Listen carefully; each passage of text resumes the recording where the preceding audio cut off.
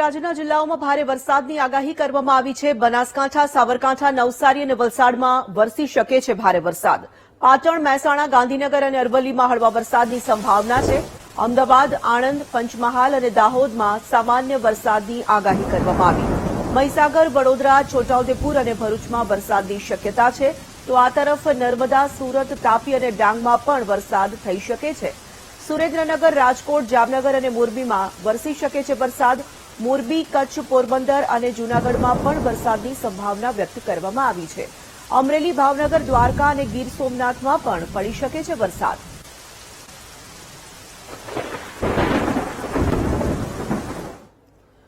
સંવાદદાતા દીપક સોલંકી જોડાઈ ચૂક્યા છે ફોન લાઈન પર। દીપક, વરસાદને લઈને હવામાન વિભાગે શું આગાહી કરી છે? આજે કયા કયા જિલ્લાઓમાં થઈ શકે છે વરસાદ?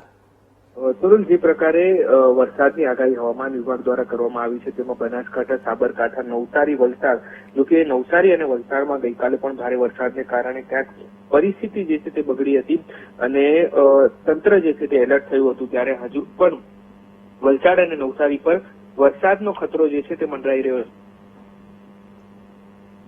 ધન્યવાદ દીપક। મહેસાણા જિલ્લાઓમાં પણ વરસાદની આગાહી જે છે તે કરવામાં આવી છે।